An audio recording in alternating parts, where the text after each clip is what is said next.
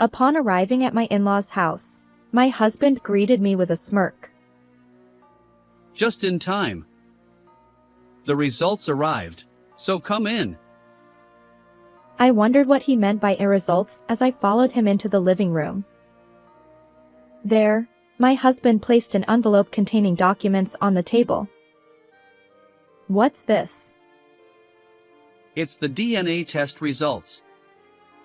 Now your affair will be proven.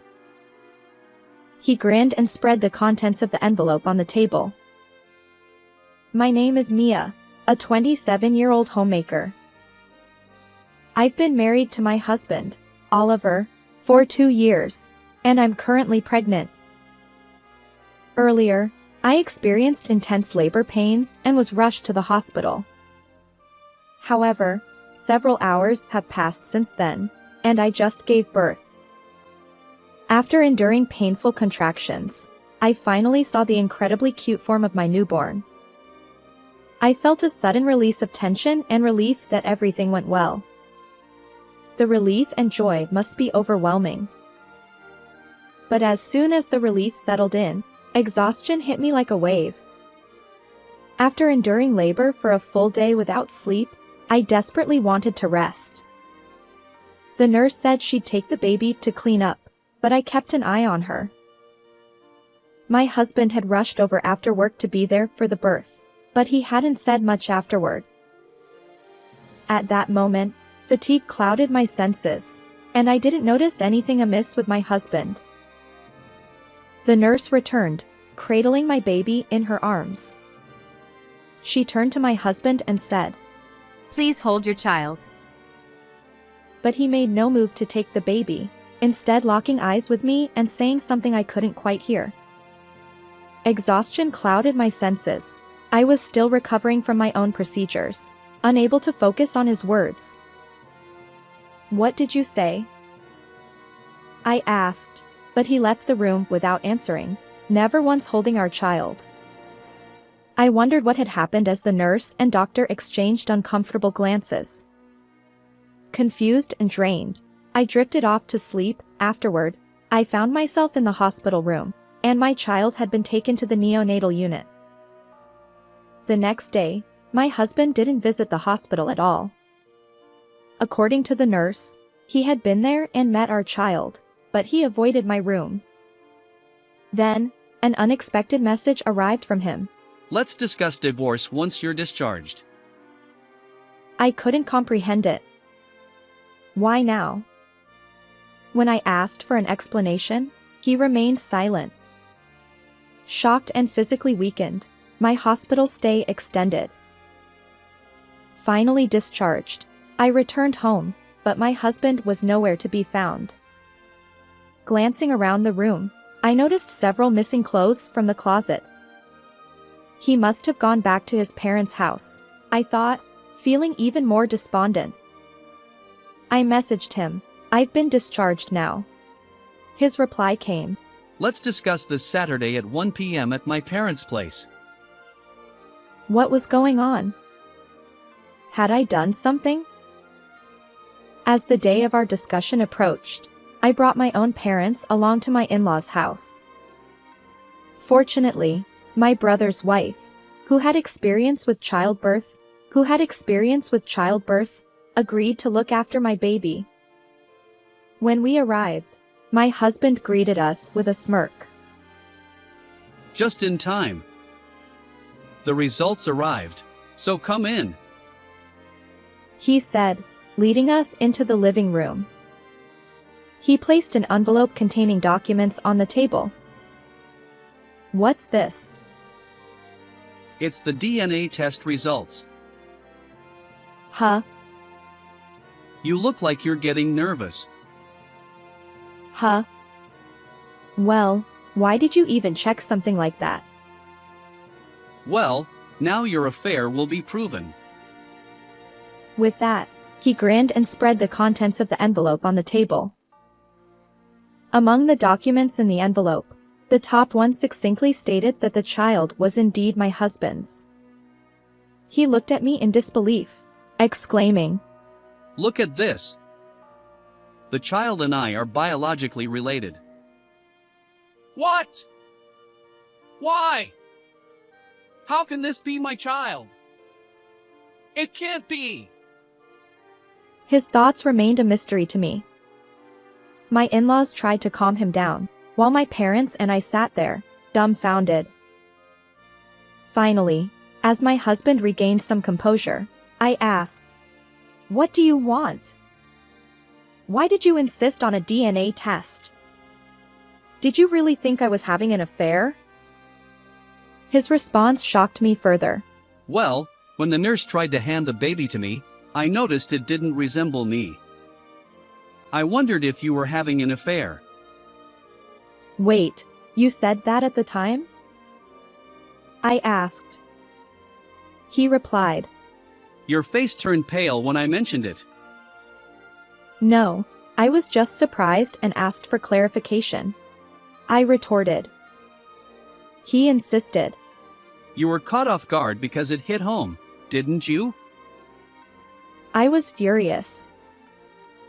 "Do you realize the grueling conditions I endured during childbirth? According to the doctor, I lost a lot of blood and was anemic. Given that, it's natural for my complexion to be poor." His stammered response didn't satisfy me. "I've been telling you all along, I haven't cheated."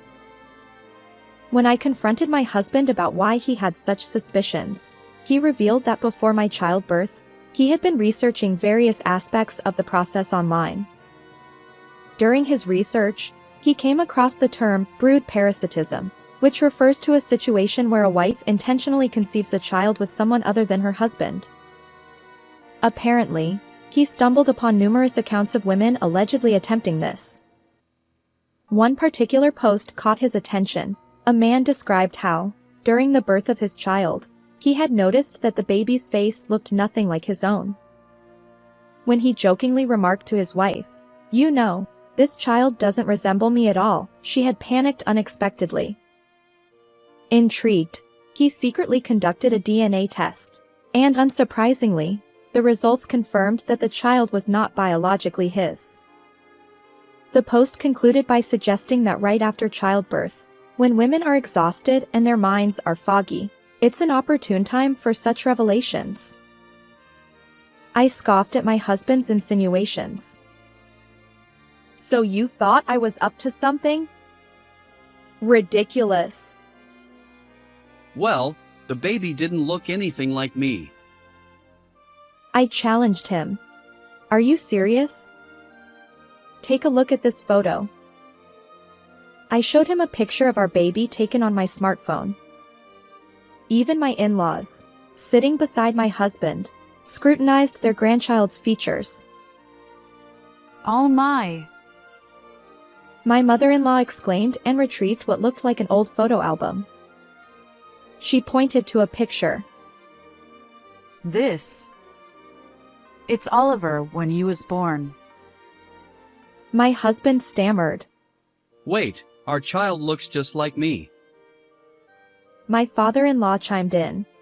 They're practically identical. I emphasized. "Now do you understand? This child is undeniably yours."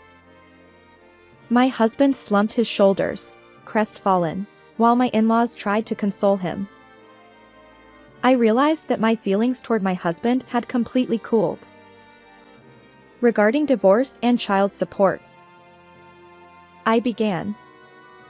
His response was a surprise. Huh?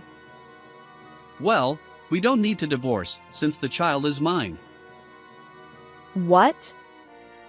After baselessly suspecting me, you have the nerve to say that?" I retorted. He apologized profusely, and my in-laws, flustered, chimed in. Mia, our foolish son is truly sorry. But could you find it in your heart to forgive him? I requested some time to think it over and promised to arrange another meeting later.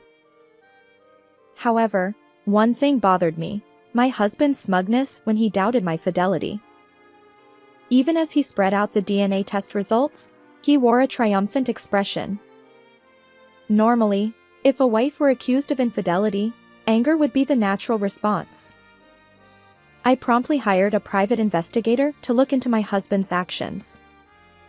Within 2 weeks, I discovered his misdeeds. He had been having an affair with a coworker, and their relationship was quite intimate.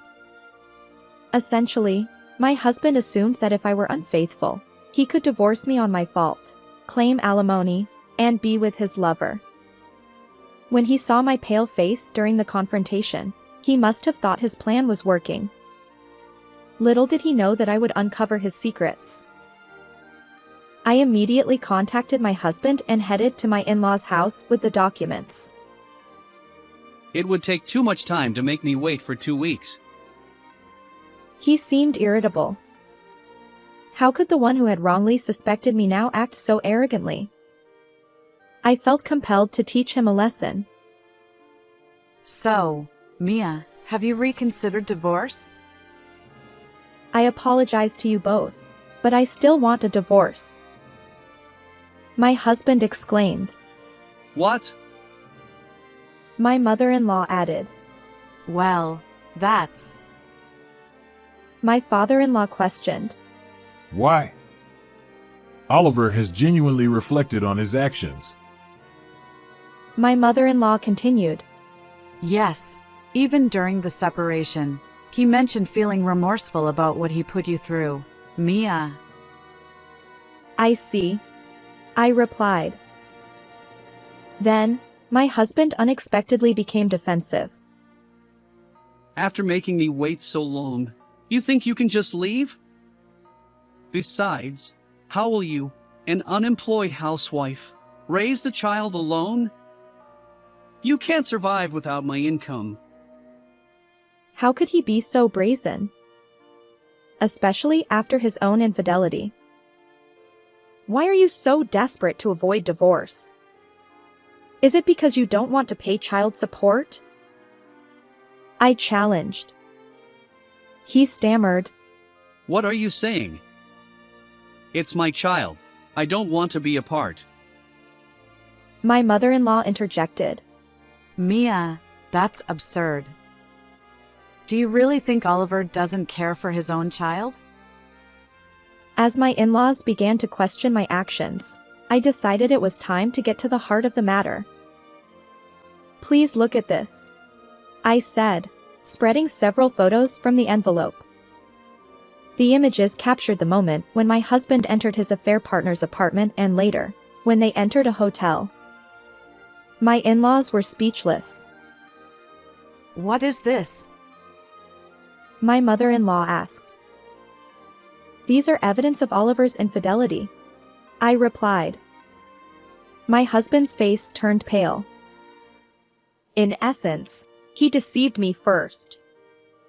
He suspected me of cheating, hoping that if I were unfaithful and the child wasn't his, it would work in his favor. But I was completely innocent, so he panicked. Even if we divorced and he ended up with his affair partner, he didn't want to pay child support. My husband seemed to realize the truth, and his complexion grew even worse. Regardless, I can't continue with you. Please sign this divorce agreement. I'll handle alimony and child support through a lawyer, I insisted. Reluctantly, my husband signed the divorce papers under pressure from my in-laws. They apologized repeatedly, but the real culprit was their foolish son. Thank you for everything, I looked at my in-laws and said before leaving their home. Afterward, the divorce was successfully finalized, and I managed to claim substantial alimony from my ex-husband and his affair partner. Additionally, I secured monthly child support payments from my ex-husband. Unfortunately for them, their actions have consequences, and they now face cold stares from colleagues at work. You see, my ex-husband had already spread rumors about me being unfaithful at his workplace. However, the truth revealed that he was the one who had cheated, causing his reputation to plummet among coworkers.